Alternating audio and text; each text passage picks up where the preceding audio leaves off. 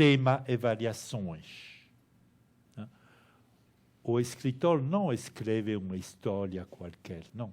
Ele trabalha no interior da língua. Falando de Roland Barthes, vale notar que a metodologia crítica de Barthes procede, muitas vezes, por meio de construção de contrapontos. Escritor, escrevinhador. Se, em lugar de ter simplesmente uma palavra, escritor, você tem a dupla escritor, escrevinhador, ou qualquer outro tipo de dupla.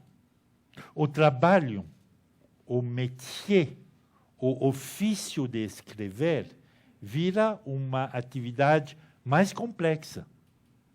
Você está levado a pensar nas várias vertentes dessa atividade. Por exemplo, quando ele propõe uma oposição entre escritor e escrevinhador, ele tenta estabelecer uma diferença entre uma pessoa, o escrevinhador, que é um profissional da escrita, um produtor de texto, e do outro lado, o escritor, que ele cumpre, diz Barthes, uma função quase como faz o sacerdote. Essa função de experimentador público no campo da literatura.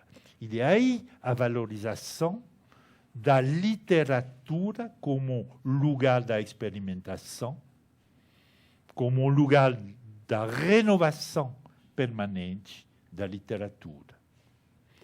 Então, essa estratégia, que consiste em construir sistemas de oposições entre palavras e conceitos, reaparece dentro da obra do Roland Barthes várias vezes. E também sobre esse mesmo tema da diferenciação entre duas concepções da literatura. Vamos ter, mais tarde, na obra de Barthes, a oposição entre um texto legível e o texto scriptível. O que é isso? Um texto legível. Texto legível é um texto do qual o leitor pode se apoderar sem mais dificuldade. Ele é legível. Tal texto, tal romance, por exemplo, é legível porque se inscreve no estado atual, normal, comum do uso da linguagem, ou da maneira de escrever romance. Ao contrário do texto scriptível. O que significa scriptível? Que é uma palavra que tampouco existe em francês. Scriptible.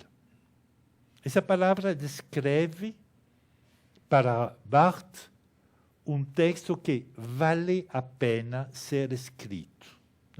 Isso nos lembra a frase do Sartre, littérature faite, littérature à faire, que vale a pena escrever. O texto scriptível é um texto que vale a pena ser escrito. Na concepção de Barthes, se trata de um texto que estabelece um diálogo fundador com a língua, que trabalha no interior da língua.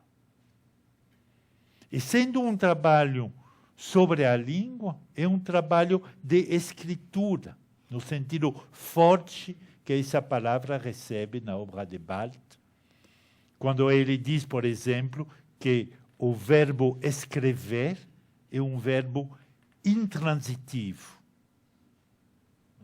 escrever um verbo intransitivo.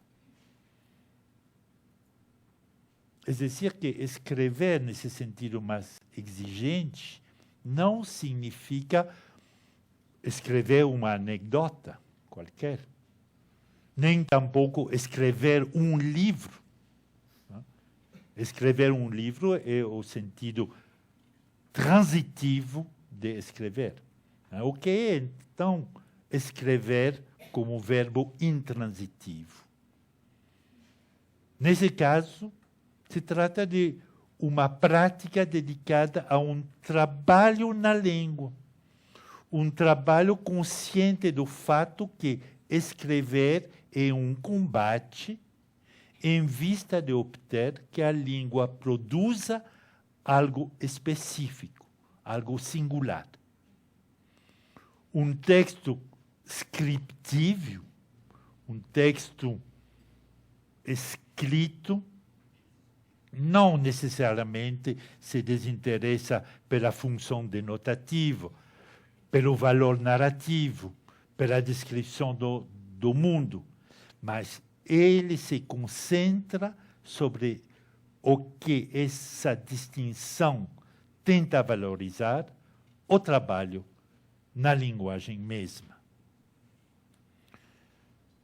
Na verdade, terá mais uma ocasião na obra de Barthes de retomar essa distinção entre escritura transitiva e escritura intransitiva,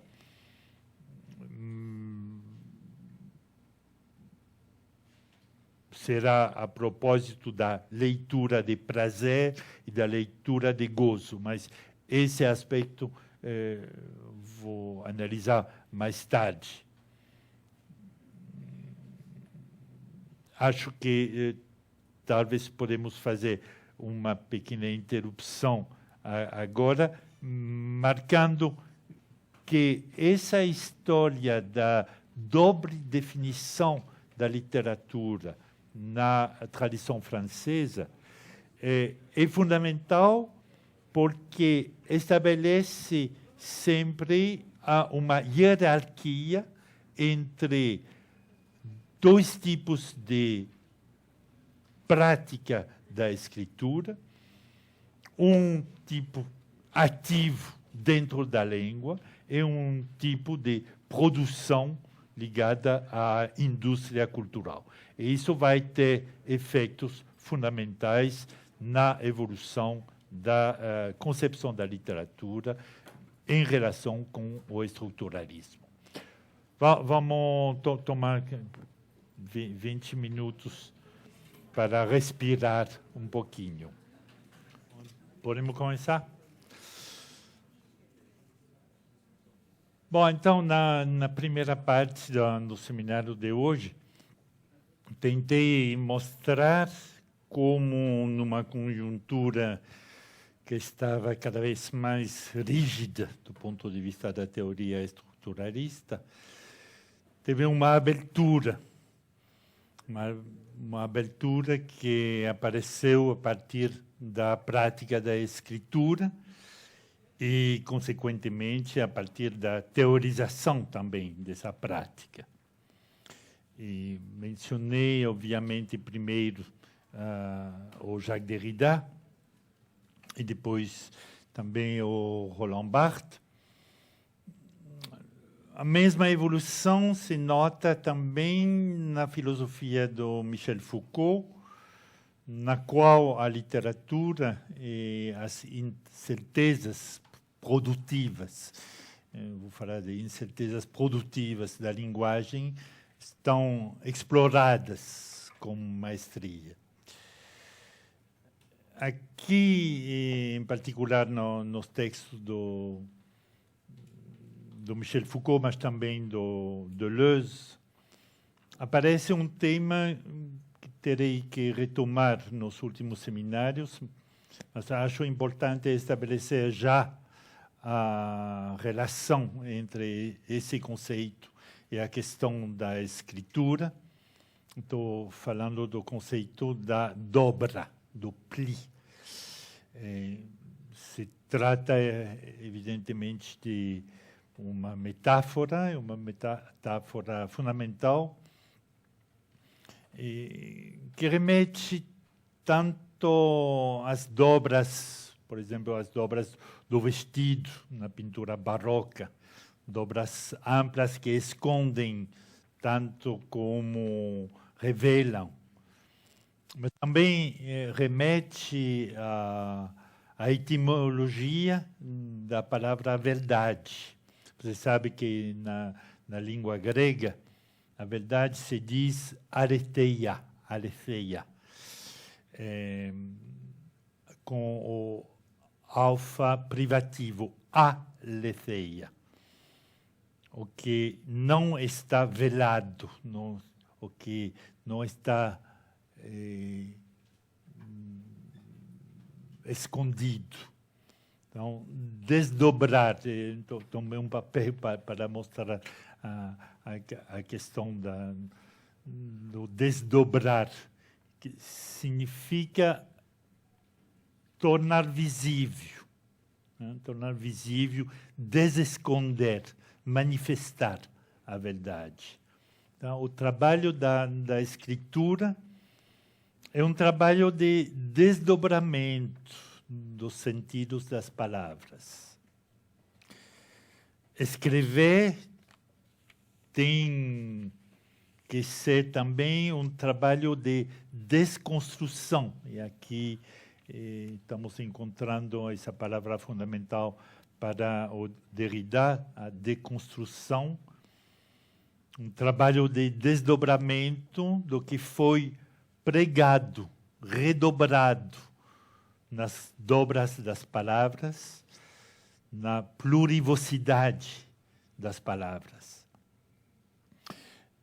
A esse ponto, quero introduzir uma nota talvez um pouco marginal, talvez não, talvez pode ser também uma palavra central, porque quando se estuda momentos tão ferventes da vida intelectual, como foram esses anos 60, é preciso não perder de vista o fato de que o pensamento está se manifestando tanto como esse jogo conceitual, desdobramento, por exemplo, quanto como um campo violentamente investido pelos afetos. Então, estou lembrando essa palavra de afetos, que tem toda a sua importância na obra literária de Nathalie Sarraute. Isso é verdade também das afiliações políticas. Durante esses anos, a política jogou um papel fundamental e a desfiliação consecutiva a sobressaltos da história criou traumas psicológicos que a discussão intelectual posterior muitas vezes não permite imaginar. Isso é verdade em geral, mas ainda mais quando se trata de períodos de excepcional intensidade, como foram os anos 60. O caráter de ruptura da época, tanto ao nível político e social como intelectual, se exprime também pelo fato de muitos dos intelectuais da época ter mudado fundamentalmente de posição conceitual, teórica, durante esses anos. E essa mudança de posição é um trauma, de uma certa maneira. A experiência intelectual das mudanças não representa simplesmente algum tipo de adornamento, de capacidade de adaptação, ou mesmo de sintoma de modismo intelectual. Não, todo ao contrário. Quando as convicções estão tão fortes, tais mudanças representam um drama interior, uma ruptura no sistema íntimo de justificação, tanto pessoal como social. Essas mudanças são experiências traumáticas e dolorosas. A esse respeito, se poderia tomar como marca da época o caráter propriamente trágico de várias trajetórias individuais. Lembrando, entre vários suicídios que ocorreram nesses anos, se poderia mencionar o de Lucien Sebag, um teórico que tentava juntar o marxismo com a psicoanálise, o suicídio também de Nikos Poulantzas, outro teórico althusserliano, teórico da política e do Estado, muito importante nas discussões. Para não falar do caso do próprio Louis Althusser, que matou a mulher dele. Também vejo como um sintoma das contradições que atravessavam a cena intelectual e política da época, a morte de Theodor Adorno, em 1969. Conto rapidamente a história. Os estudantes de Frankfurt, os estudantes do próprio Adorno, tentaram forçar o Adorno a uma autocrítica. Era muito de moda na época a autocrítica. Era uma sacrossanta prática de cunho maoísta. E, evidentemente, o Adorno se negou. Então, moças no seu seminário se descalçaram. E foi escrito no quadro preto, uma cita: se deixamos o nosso querido Adorno, teremos o capital até a morte. É violento, não? E, nesse momento, o Adorno se retirou da sala de aula. Pouco depois, circulou um folheto onde estava